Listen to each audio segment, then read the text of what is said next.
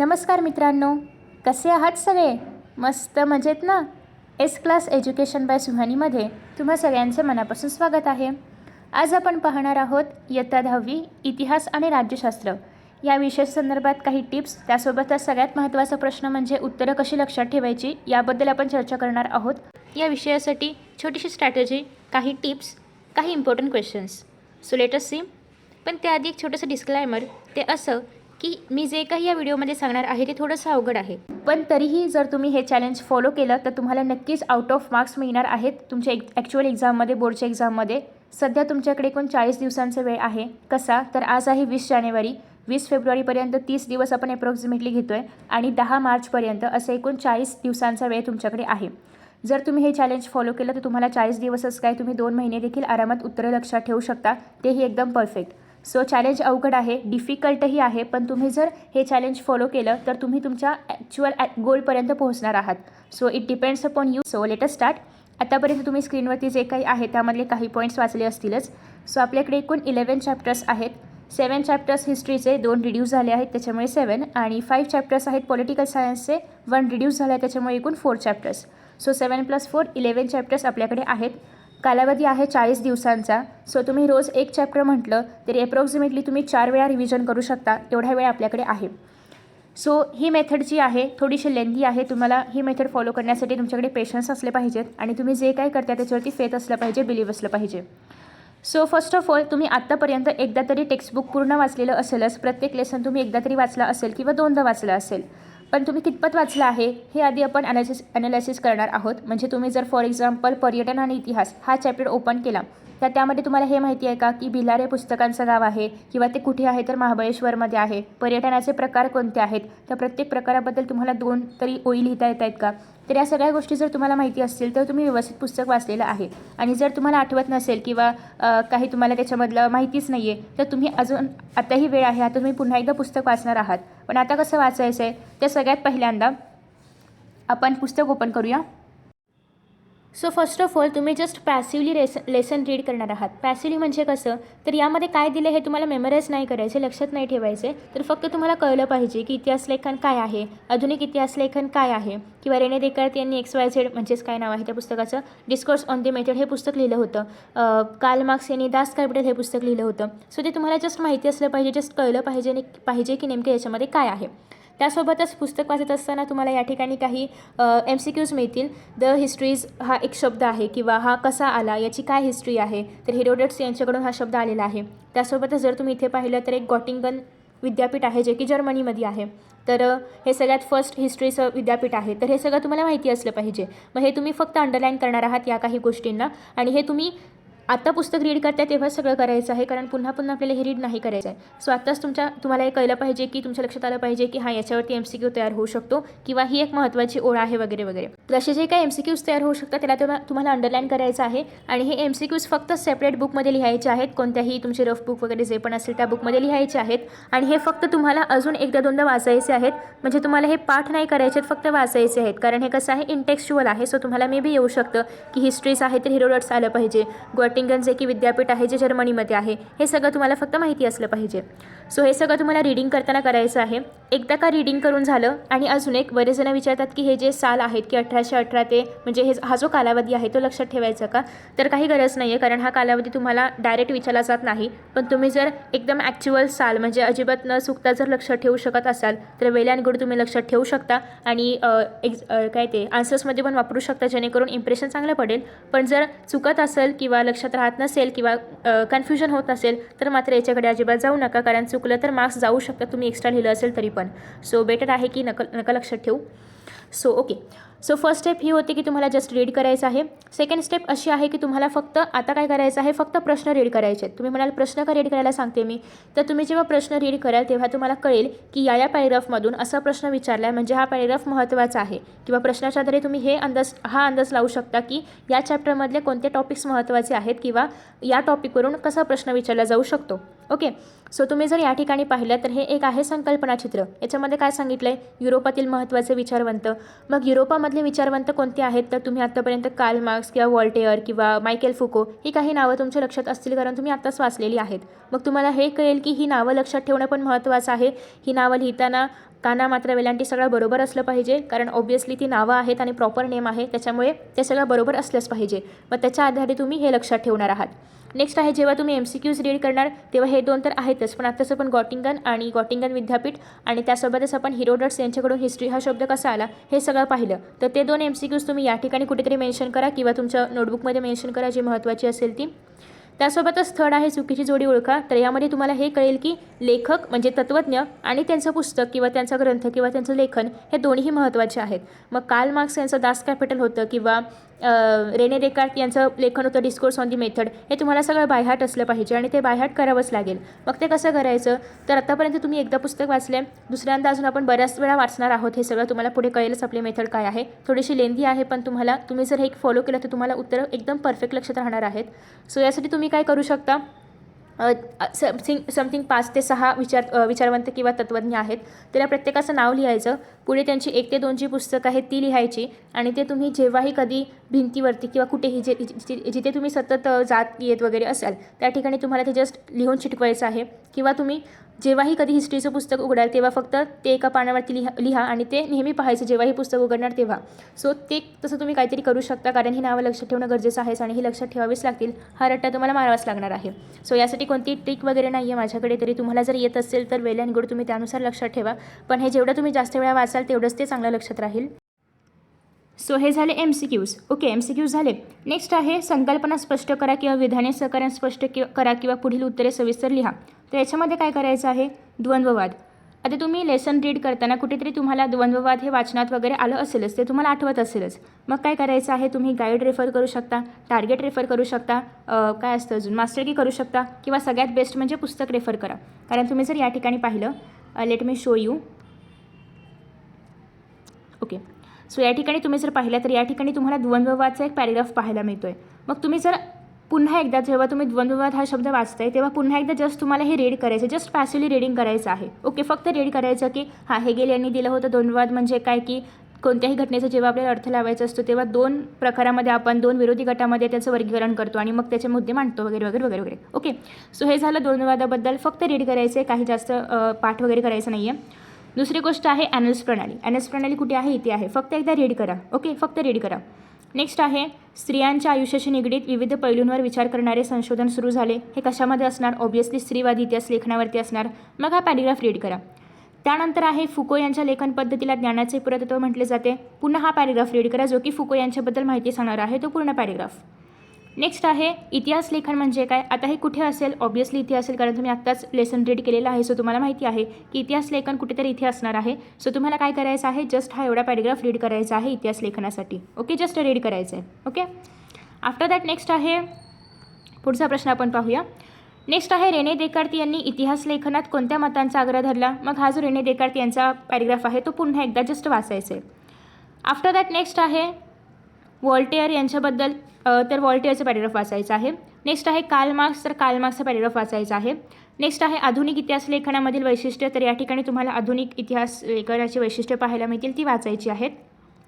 Third one आहे ते म्हणजे स्त्रीवादी इतिहास लेखन. आता तुमच्या लक्षात येईल की स्त्रीवादी इतिहास लेखन आणि हा प्रश्न म्हणजे स्त्रियांच्या आयुष्याशी निगडीत विचार वगैरे जो प्रश्न होता तो आणि हा प्रश्न याचं उत्तर ऑलमोस्ट सेम आहे. मग तुम्हाला जर असं आलं की स्त्रीवादी इतिहास लेखनावरती टिपा लिहा किंवा स्त्रीवादी इतिहास लेखन म्हणजे काय किंवा स्त्रियांच्या आयुष्याशी निगडीत प्रश्न वगैरे, तर या तिघांसाठी तुम्ही एकच उत्तर वापरू शकता, ते म्हणजे हे.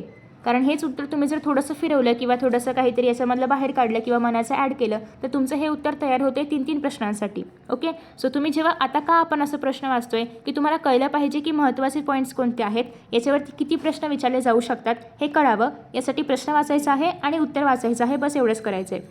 फोर्थ वन आहे लिओपोल्ड व्हॉन रांके यांचा इतिहासविषयक दृष्टिकोन स्पष्ट करा. आता लिओपोल्ड व्हॉन रांके यांचा इतिहासविषयक दृष्टिकोन तुम्हाला या पॅरेग्राफमध्ये वगैरे पाहायला मिळेल. सो हे काय झालं, एकदा तुम्ही लेसन वाचलं, दुसऱ्यांदा उत्तराच्या निमित्ताने का होईना पुन्हा एकदा लेसन रीड करून झाला, म्हणजे आपण आता 2दा लेसन वाचलेलं आहे. ओके, सो आय नो की याला खूप वेळ लागणार आहे आणि आय नो की बऱ्याच जणांनी आत्तापर्यंत व्हिडिओ पाहणं सोडून दिलं असेल, बोर झालं असेल, बट तरीही स्ट्रॅटेजी ही आय थिंक की खूप इफेक्टिव्ह आहे, कारण मी हेच फॉलो केलं होतं. आय ऑल्सो स्कोर 99 मार्क्स मला मिळालेले होते जेव्हा माझे बोर्ड एक्झाम होती तेव्हा, आणि त्याच्यामध्ये फक्त 1 मार्क गेला होता, बट या तेवढा चालतो. सो 99 मार्क्स मिळाले होते, 100 आउट ऑफ भूगोल आणि सगळं मिक्स. सो आता आपण पाहणार आहोत याच्यानंतर काय करायचं आहे. त्यासोबतच तुम्ही जर पाहिलं तर तुम्हाला कृतीपत्रिकेसारखे प्रश्न येतात. म्हणजे कसे, तर सपोज की हे आहे एक शिलालेख, तुम्हाला याची डायग्राम दिली जाईल आणि याच्यावरती टिपा लिहा किंवा हे काय आहे ते ओळखा वगैरे असं पण येऊ शकतं. मग त्यासाठी तुम्ही हे एवढं रीड करायचं आहे की फ्रान्समधील लुव्र संग्रहालयामधला हा प्राचीन शिलालेख आहे.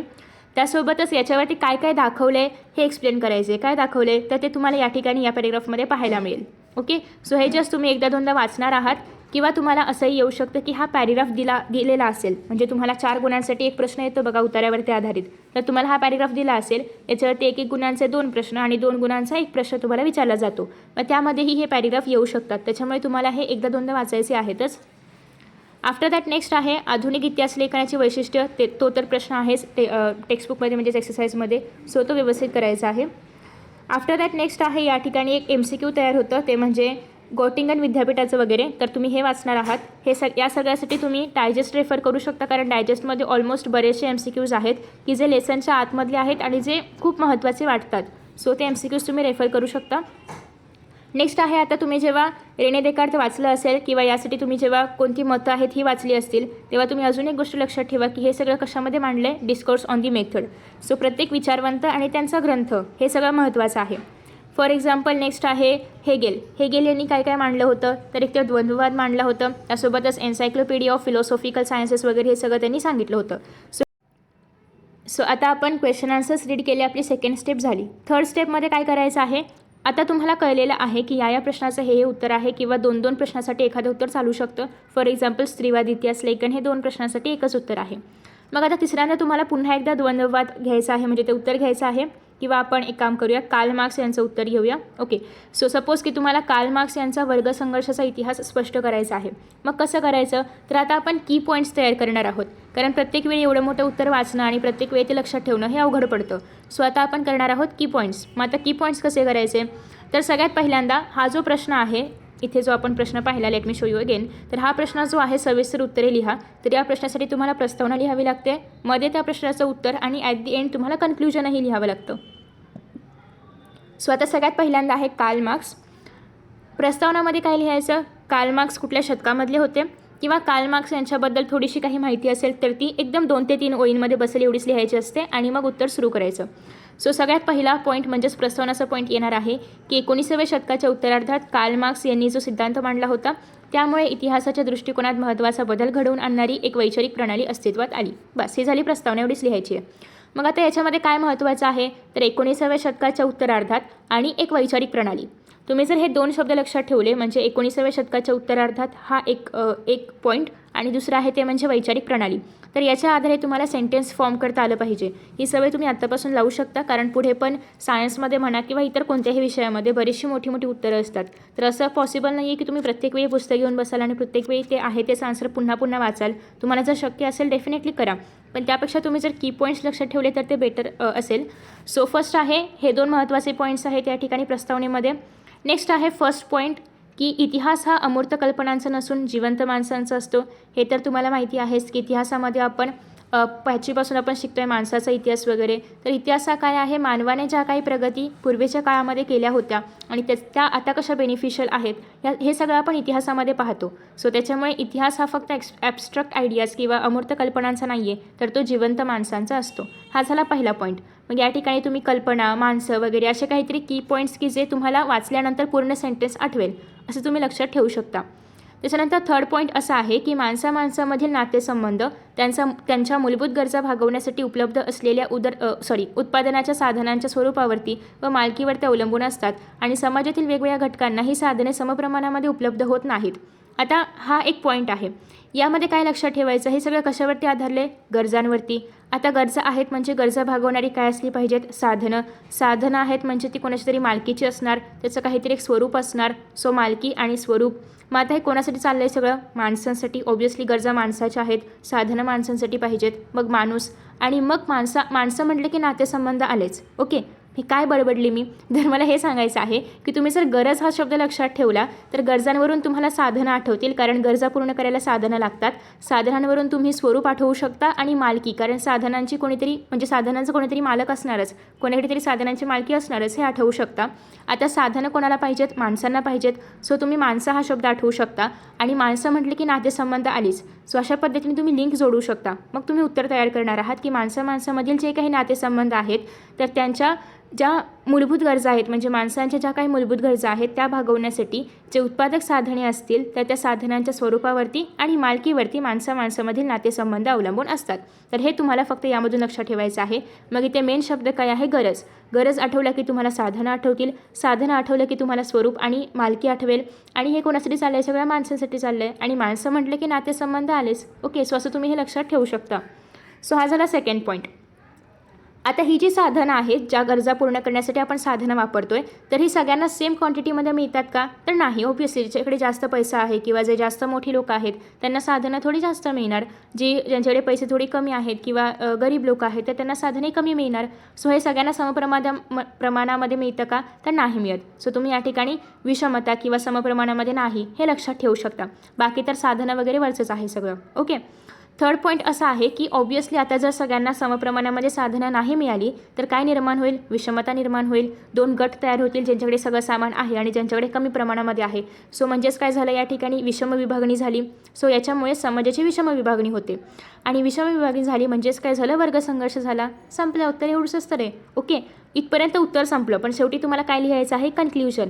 कन्क्ल्युजनमध्ये काय आहे की हा जो मानवी इतिहास आहे, आत्ताच आपण पाहिलं की इतिहास कोणाचा असतो? जिवंत माणसांचा असतो, अमूर्त कल्पनांचा नसतो. मग हा जो माणसांचा इतिहास आहे किंवा जो मानवी इतिहास आहे तर हा अशाच पद्धतीने वर्गसंघर्षाचा इतिहास आहे. आणि ज्या वर्गाच्या ताब्यात उत्पादन साधने असतात तो वर्ग इतर वर्गाचे आर्थिक शोषण करतो. आता सपोज की इकडचा ग्रुप श्रीमंत आहे किंवा यांच्याकडे सगळी साधनं आहेत आणि इकडच्या ग्रुपकडे एवढी साधनं नाही आहेत, तर ऑब्व्हियसली या ग्रुपकडे पैसा जास्त आहे, साधनं जास्त आहेत, म्हणजे हा ग्रुप या ग्रुपचं शोषण करणार. हो की नाही? हे तर समाजामध्ये चालतंच, तुम्हाला सगळ्यांना माहिती आहेच. मग तेच तुम्हाला इथे सांगायचं आहे की ज्या वर्गाकडे सगळी साधने आहेत तो वर्ग दुसऱ्या वर्गाचं किंवा इतर वर्गांचे आर्थिक शोषण करतो. आणि संपलं. अशी मांडणी कार्ल मार्क्स यांनी केली होती. एवढंच उत्तर होतं. आता हे तुम्ही की पॉईंट्स तयार केले, पण की पॉईंट्सच्या आधारे आता आन्सर कसं लिहायचं? तर पहा, लेट अस राईट. आता की पॉईंटच्या आधारे आपण आन्सर लिहूया. पहिला की पॉईंट काय होता? आपण शतक लक्षात ठेवलं होतं. कधीचं शतक आहे? 19व्या शतकाच्या उत्तरार्धामध्ये. कोण होते? Karl Marx. कार्ल मार्क्स यांनी काय केलं होतं? कशी तरी मांडणी केली होती आणि त्याच्या आधारे आपण प्रणाली हा शब्द लक्षात ठेवला होता किंवा वैचारिक प्रणाली हा शब्द लक्षात ठेवला होता. मग 19व्या शतकाच्या उत्तरार्धात कार्ल मार्क्स यांनी काहीतरी सिद्धांत मांडली असतील आणि त्याच्यामुळे इतिहासाच्या दृष्टिकोनामध्ये एक नवीन वैचारिक प्रणाली अस्तित्वात आली. बस, संपलं. मग तुम्हाला फक्त शतक किंवा 19व्या शतक आणि प्रणाली हे दोनच शब्द लक्षात ठेवायचे आहेत. तिसरा शब्द आपण असा लक्षात ठेवला होता की कल्पना आणि माणसं, म्हणजे इतिहास हा अमूर्त कल्पनांचा नसून जिवंत माणसांचा असतो. त्याच्यानंतर दुसऱ्या पॉईंटमध्ये आपण काय लक्षात ठेवलं होतं? गरज आहे, म्हणजे गरज भागवण्यासाठी काय पाहिजेत? साधनं पाहिजेत किंवा उत्पादन साधनं पाहिजेत. तर साधनं आहेत म्हणजे स्वरूप आणि मालकी हे दोन शब्द येणार. हे सगळं कोणासाठी चाललं आहे? माणसांसाठी चाललं आहे, आणि माणसं म्हटली की नातेसंबंध आले. संपलं. हा झाला तुमचा सेकंड पॉईंट. आता थर्ड पॉईंट असा आहे की ही साधनं सगळ्यांना समप्रमाणामध्ये मिळतात का? नाही मिळत. सो दॅट्स वाय तो घेणार आहात तुम्ही थर्ड पॉईंट. फोर्थ पॉईंट आहे, आता जर साधनं समप्रमाणामध्ये नाही मिळाली तर काय होईल? ऑब्व्हियसली भांडाभांडी होणार, म्हणजेच वर्गवार विभागणी होणार, विषम विभागणी होणार. सो दॅट्स वाय विभागणी आणि वर्गसंघर्ष.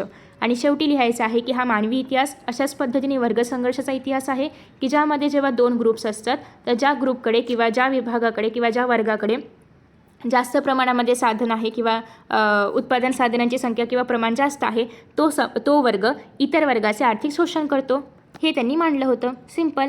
अशाच पद्धतीने तुम्हाला फक्त की पॉईंट्स लक्षात ठेवायचे आहेत आणि की पॉईंट्स शक्यतो तुमच्या वहीमध्ये लिहून काढा, जेणेकरून तुम्ही पुढच्या वेळी जेव्हा उत्तर वाचणार तेव्हा तुम्हाला पूर्ण उत्तर न वाचता फक्त की पॉईंट्सच्या आधारे उत्तर लिहिता येईल. ओके. सो असं तुम्ही सगळ्या प्रश्नांसाठी करणार आहात. ही झाली तुमची थर्ड स्टेप.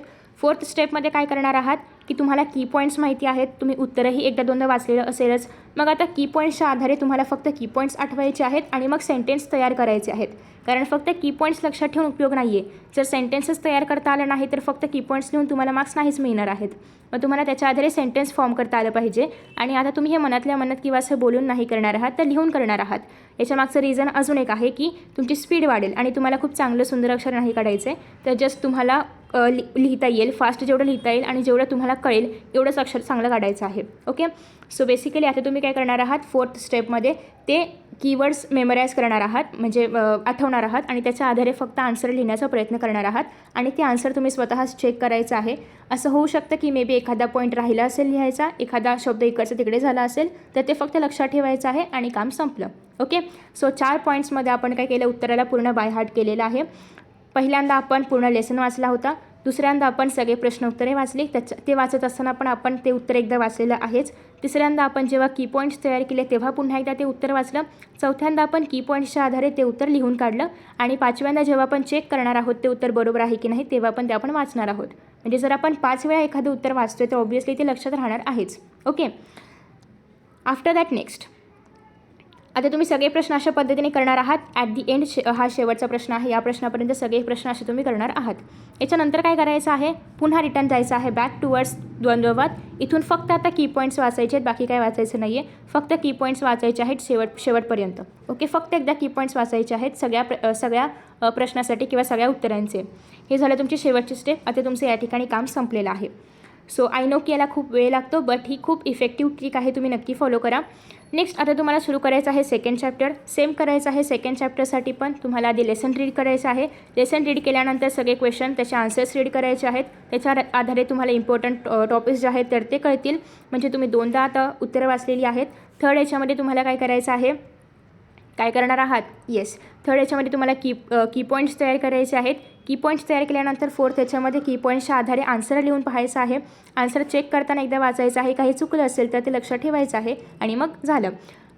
जेव्हा तुम्ही पूर्ण शेवटच्या प्रश्नापर्यंत याल, इथपर्यंत याल, तेव्हा होऊ शकतं की मे बी तुम्ही इकडचे काही की पॉईंट्स विसराल आणि त्यामुळे तुम्हाला पुन्हा एकदा सगळ्या प्रश्नांचे फक्त की पॉईंट्स वाचायचे आहेत. आणि हे की पॉईंट्स तुम्ही स्वतः तयार करणार आहात, कारण तुम्हाला कोणत्या प्रश्नावरून कोणत्या वर्डवरून काय आठवेल हे मी नाही सांगू शकत. मला काय आठवेल ते मी तुम्हाला सांगितलं. ओके. तर अशा पद्धतीने तुम्ही की पॉईंट्स लास्टला वाचणार आहात आणि मग हा चॅप्टर तुमचा कंप्लीट. सो हे झालं फर्स्ट 2 चॅप्टरचं. आता तुम्ही जेव्हा थर्ड चॅप्टर सुरू करणार असाल उपयोजित इतिहास, तेव्हा असं बऱ्याचदा होतं की आपण जेव्हा तिसरा चॅप्टर सुरू करतो तेव्हा हळूहळू आपण पहिल्या चॅप्टरचे काही मुद्दे विसरायला लागतो. मग काय करायचं आहे, आता तुम्ही जे की पॉईंट्स तयार केलेले असणार आहेत ते ऑब्व्हियसली 1-2 पानामध्येच असणार आहेत, कारण आपल्याला फक्त शब्द लिहायचे आहेत, की पॉईंट्स लिहायचे आहेत. बाकी तुम्ही पूर्ण डिस्क्रिप्शन नाही लिहिणार आहात. सो ती जी काही 1-2 पानं आहेत ती तुमची 10 ते 15 मिनिटामध्ये वाचून होतीलच. फक्त की पॉईंट्स वाचायचे आहेत. त्याच्या पुढचं मागचं काही आठवायचं नाही आहे, फक्त की पॉईंट्स वाचायचे आहेत. सो जेव्हा तुम्ही तिसरा चॅप्टर सुरू करणार आहात तेव्हा तुम्हाला काय करायचं आहे, पहिल्या चॅप्टरचे फक्त की पॉईंट्स वाचायचे आहेत. दुसऱ्या पण चॅप्टरचे फक्त की पॉईंट्स वाचायचे आहेत. अराउंड 30 मिनिटामध्ये हे सगळं होऊ शकतं. आणि मग तुम्ही तिसरा चॅप्टर सुरू करणार आहात. Again same method 4 steps follow करणार आहात. 5व्या स्टेपला तुम्ही सगळं चेक करणार आहात बरोबर आहे का. परत 6व्या स्टेपला तुम्हाला काय करायचं आहे, पुढच्या चॅप्टरकडे जायच्या आधी, म्हणजे काय आहे पुढचा चॅप्टर, 5th चॅप्टरकडे जायच्या आधी फर्स्ट चॅप्टर, सेकंड चॅप्टर आणि थर्ड चॅप्टरचे फक्त की पॉईंट्स वाचायचे आहेत. आता तुम्हाला अजून कमी वेळ लागेल, कारण तुम्ही याच्या आधी बऱ्याचदा ते वाचलेलं आहे. सो अराउंड 5 ते 10 मिनिटामध्ये तुमचे की पॉईंट्स वाचून होतील. ओके. सो अशा पद्धतीने तुम्ही अराउंड 9व्या चॅप्टरपर्यंत जाईपर्यंत पहिल्या चॅप्टरची तुम्ही अजून 9दा रिव्हिजन केलेली असेल. तर एवढ्या वेळा जर तुम्ही रिव्हिजन करताय तर ऑब्व्हियस गोष्ट आहे की तुम्ही ते कधीच विसरणार नाही एक्झामपर्यंत. तर अशा पद्धतीने तुम्ही बाय हार्ट करू शकता. सगळ्या लेसन्ससाठी हे इतिहासासाठी पण आहे आणि पॉलिटिकल सायन्ससाठी पण आहे. आय नो की मेथड थोडी लेंदी आहे किंवा वेळ जास्त लागेल, पण ट्रस्ट मी की तुम्ही जर एका लेसनला 4 तास जरी दिले तरी पण ते वर्दी आहेत, कारण तुम्हाला ते पुन्हा करायची गरज नाही आहे. परत फक्त तुम्हाला ते इम्पॉर्टंट पॉईंट्स किंवा की पॉईंट्स वाचायचे आहेत आणि त्याच्या आधारे तुम्ही आन्सर फॉर्म करणार आहात. आणि अशा पद्धतीने जेव्हा एक्झामच्या आधी 10 दिवस किंवा 15 दिवस उरले असतील एक्झामच्या आधी, तर तेव्हा तुम्हाला फक्त इम्पॉर्टंट पॉईंट्स रीड करायचे आहेत. तिथून तुम्हाला नक्कीच सेंटेन्सेस आठवतील आणि इम्पॉर्टंट पॉईंट्स बाजूला ठेवायचे आहेत. आणि त्याच्या बाजूला तुम्ही जे काही गाईड किंवा डायजेस्ट जे पण रेफर करणार असाल किंवा पुस्तक रेफर करत असाल तर पुस्तक बाजूला ठेवायचं आहे. इम्पॉर्टंट पॉईंट्स एकदा वाचायचे आणि जस्ट ते आन्सर जे आहे ते फक्त वाचायचं, लक्षात वगैरे काही ठेवायचं नाही आहे, कारण तुमच्या लक्षात ऑलरेडी इम्पॉर्टंट पॉईंट आहेतच. सो जस्ट इम्पॉर्टंट पॉईंट्स वाचायचे, आन्सर वाचायचं आणि बस संपलं. हे तुम्हाला जस्ट याच्यामध्ये 2 ते 3 मिनिटं लागू शकतात. एकदा पॉईंट्स वाचायचे, एकदा आन्सर वाचायचं. हे यासाठी की तुमच्या ब्रेनला कळेल की ह्या पॉईंट्ससाठी हे आन्सर आहे आणि तुम्ही जेव्हा हे पॉईंट्स मेमोराईज कराल तेव्हा हे आन्सर आठवलं पाहिजे. बस एवढं फक्त त्याला सांगायचं, मग तो आपोआप आपलं काम करत राहतो. ओके. तर अशाच पद्धतीने एक्झामच्या आधी फक्त पॉईंट्स वाचायचे, लगेच ते आन्सर वाचायचं, मग पुढचे पॉईंट्स, मग पुढचा आन्सर आणि मग फिनिश, खलास. ओके. सो आय होप की तुम्हाला ही टेक्निक आवडली असेल. नसेल आवडली तर बिनधास्त सांगा, कारण मी अजून स्वतःला इम्प्रूव्ह करण्याचा प्रयत्न करेन आणि अजून बेस्ट काय असेल ते देण्याचा प्रयत्न करेन. सो हे होतं सगळं, तुम्हाला कसं आन्सर लक्षात ठेवायचं आहे वगैरे. नेक्स्ट आहे, जसं आपण पहिल्या चॅप्टरमध्ये पाहिलं की यामधला हा भाग थोडासा असा आहे की याच्यावरती प्रश्न नाही विचारला गेला, हा पॉईंट आहे किंवा हा जो पॅरेग्राफ आहे याच्यावरती. तर अशाच पद्धतीने अजून कोणत्या कोणत्या चॅप्टरच्या कशावरती कसे प्रश्न विचारले जाऊ शकतात हे आपण एकदा थोडक्यात पाहणार आहोत नेक्स्ट व्हिडिओमध्ये. कारण हा थोडासा व्हिडिओ मोठा झाला आहे, सो दॅट्स वाय यामध्ये मी फक्त ट्रिक किंवा टेक्निक शेअर केली आहे जी मी फॉलो केली होती. तुम्ही नक्की एकदा दोनदा फॉलो करून पहा, आवडली तर कंटिन्यू करा, नाही तर तुम्ही स्वतःची जी काही मेथड असेल ती फॉलो करू शकता. So thank you so much, best of luck. Comment करून नक्की सांगा अँड बाय. आणि तुम्हाला जर असं सेम भूगोलसाठी हवं असेल, कारण भूगोल वेगळा विषय आहे, त्याच्यामध्ये मॅप्स वगैरे पण आहेत, सो त्यासाठी काही टेक्निक हवी असेल तर नक्की कमेंट बॉक्समध्ये सांगू शकता. मित्रांनो, तुम्हाला जर काही आन्सर्स माहिती नसतील किंवा तुमचे काही डाऊट्स असतील किंवा कोणत्याही कॉन्सेप्ट समजले नसतील तर तुम्ही फिलो ॲपचा वापर करू शकता. या ॲपमध्ये तुम्ही 24/7 कितीही क्वेश्चन विचारू शकता आणि या ॲपचं काही दिवसासाठी तुम्हाला फ्रीमध्ये सबस्क्रिप्शन मिळेल. सोबतच हे ॲप कसं यूज करायचं ते आता आपण पाहणार आहोत. सगळ्यात पहिल्यांदा तुम्ही प्ले स्टोअरवरून फिलो ॲप डाउनलोड करणार आहात किंवा ॲप स्टोअरवरून डाउनलोड करणार आहात. त्यानंतर तुम्हाला त्याच्यामध्ये साइनअप करायचं आहे. साइनअप केल्यानंतर ते ॲप सुरू होईल. त्यासाठी तुम्हाला सगळ्यात पहिल्यांदा कोणताही डाऊट अपलोड करायचा आहे. डाऊटचं पिक्चर अपलोड केल्यानंतर 60 सेकंडच्या आतमध्ये तुम्ही कोणत्याही एज्युकेटरसोबत कनेक्ट होऊ शकता आणि ते एज्युकेटर तुम्हाला तुमचा डाऊट लाईव्ह सॉल्व्ह करून दाखवणार आहेत, तेही लाईव्ह कॉलसारखं, ज्याप्रमाणे व्हिडिओ कॉल असतात त्याप्रमाणे. तर अशा पद्धतीने तुम्हाला फिलोवरून सगळे डाऊट्स सॉल्व्ह करून घेता येतील. या ॲपची लिंक तुम्हाला खाली डिस्क्रिप्शन बॉक्समध्ये पाहायला मिळेल. त्याद्वारे तुम्ही हा ॲप डाउनलोड करू शकता. थँक्यू.